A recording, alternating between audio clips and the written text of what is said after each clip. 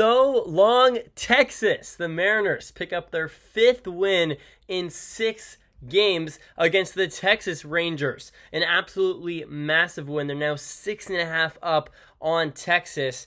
The Mariners now improve to 10 games above 500. If they win tomorrow, you'll officially not be able to count how many wins they are above 500 on 2 hands. It'll be a monumental day. And the Mariners, this was just classic Mariner baseball. Scott Service alluded to it in his post-game show. This is the formula for a lot of Mariner wins. This is the base formula. If you had to show, how to find the third side of a triangle, a squared plus b squared equals c squared. Yeah, there's a lot of more complicated, harder ways to find that third side, but the most simple way is a squared plus b squared equals c squared, and the most simple way for the Seattle Mariners to win baseball games is great pitching and timely hitting, and that's what they did today. Are there other ways to win? Sure, but how are the Mariners going to win the majority of their games? By timely hitting and by great pitching. And what did this game have? It had both of that. The Mariners, Luis Castillo, let's look at his line. 6 innings pitched, 4 hits, 2 earned runs, 7 strikeouts. Luis Castillo, outside of that first inning where he didn't look great, but still, if without that one infield base hit by Marcus Semien, 2 runs probably don't score there. But I will say he was missing a lot out of the zone in that first inning, a little sloppy. But outside of that first inning, Luis Castillo was dominant. Lights out. His pitch count got up after that first inning, but then he battled back and threw a quality start and gave the Mariners offense just enough. And what did the Mariners offense do? They did just enough. Mitch Garver, who he's having a .390 on base percentage since 2 weeks ago, and it's meant all the difference for him. In today's ball game, he comes up with the big 2-run home run in the first inning, and it's so good to see the Mariners just immediately respond. They don't wait till the 7th, 8th, 9th inning to respond to the Rangers' 2-run first inning. They go, nope. On the other end of the first inning, they immediately responded, and I give my praise to the Mariners because a lot of the times the Mariners, when they're doing these comebacks, although they're a lot of fun and super entertaining, they've been waiting towards the 7th, 8th, and 9th inning once they finally get to the bullpen. So it's good to see that the Mariners got to Andrew Heaney early. Outside of that, the Mariners offense didn't do much once again. They did have 8 hits against Andrew Heaney.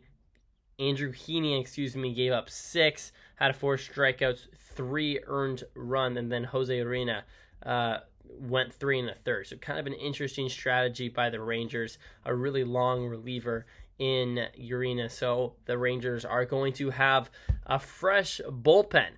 But the Mariners, let's look at the box score. J.P. Crawford finally checks in with a hit. I've been tired of going to this computer and talking to you guys for the Mariner postgame shows and saying, J.P. Crawford didn't get a hit. But no, look, guys, this is why J.P. Crawford is still valuable. No, J.P. does get a hit today. Mitch Haniger, whose career is a career hitter against Andrew Heaney above 300. That's why he was hitting in the 3-hole tonight, and he responds. Mitch Haniger goes 2 for 4, gets the job done for sure. Julio Rodriguez unfortunately goes over. He does walk, and that ends up turning in to the 2-run home run from Mitch Garver, who goes 1 for 2 with a couple of walks. Great stuff from Garver. Then Cal Raleigh goes 0 for 4. Dylan Moore goes 1 for 4. And a big hit there for Dylan Moore, because what has Dylan Moore been doing since that New York series? He's been sucking. That's what he's been doing. Absolutely terrible stuff from Demo. He's been not a scary hitter at all. Someone that pitchers want to face in the last few weeks. And it's good that he got a hit. Only was 1 for 4, but sometimes all you need is that one hit to really start to turn around the momentum of where your hitting is taking you. Tyler Locklear puts up a hit. He goes 1 for 4. Victor Robles, good stuff from him in 2 ABs. He puts up 2 hits. I think it's his first multi-hit game as a Mariner. Correct me if I'm wrong in the comments, but I'm pretty sure it is. So, as far as a free acquisition goes, Robles is doing pretty good for us. He really has. He's been able to play good defense, has good speed on the base path, and so far, he's been able to work a few walks. He's been able to, get a hit pretty consistently. Like when he's in the lineup, you're expecting maybe a hit, maybe, on average about 0.6 hits per AB or per time he's in the lineup. So, he's been a solid ball player. I've kind of liked what I've seen as far as what we've given him and what he's given us. I think we've definitely won that so far. Luke Raley pinched hit Robles and went 0 for 1. And then Ryan Bliss unfortunately goes 0 for 2. And then Rojas pinch hits for Bliss and goes 0 for 1. So the Mariners offense, once again, not great. But does it need to be great? No. And you know why? Because Luis Castillo, baby, come on, La Pedra, gives a 6-inning pitch, quality start, 2 earned runs. Then Mike Bowman comes in, lights out. Munoz comes in, top of the lineup. See you later. Ryan Stanek, shut that door. Adios. See you later, Texas. The Mariners are the AL West leaders.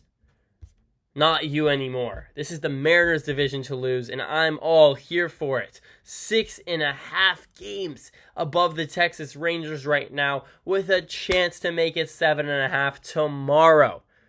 Wow. This is the moment. Come on. I'm super pumped for this team.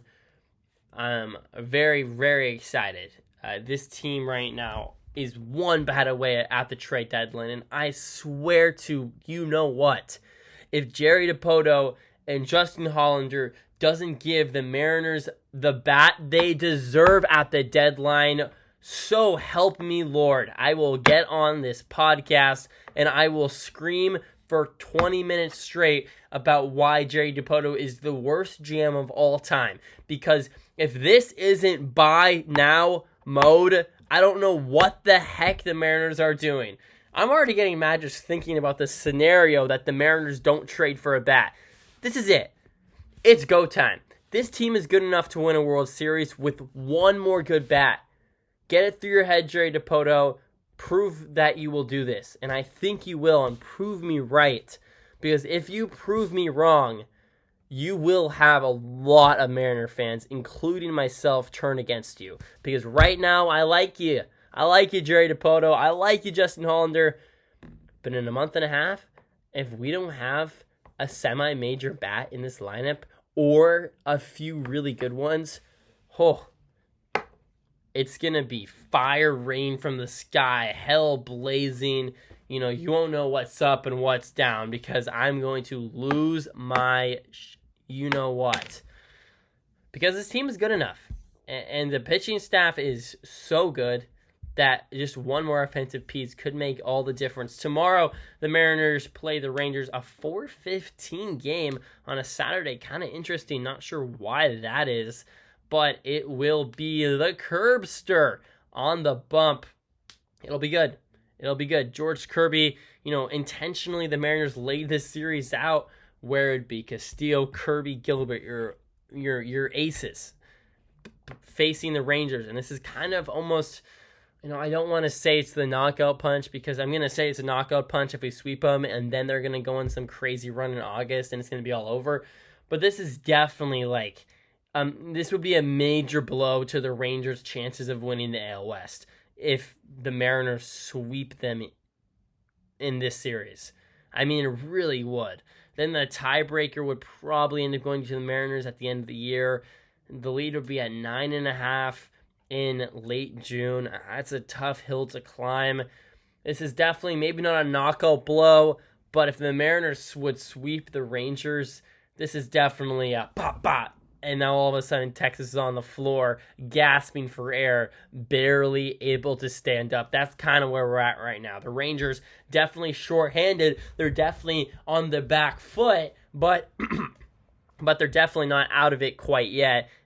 A sweep, you're getting to that dangerous territory if you're a Ranger fan. But for the Mariners, a sweep would be huge. George Kirby tomorrow.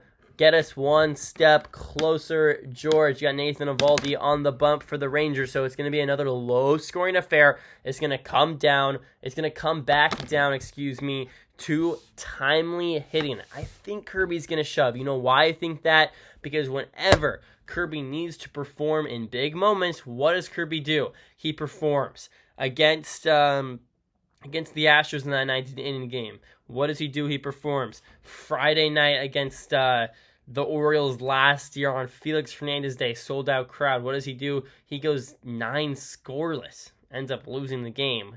It's typical Mariners.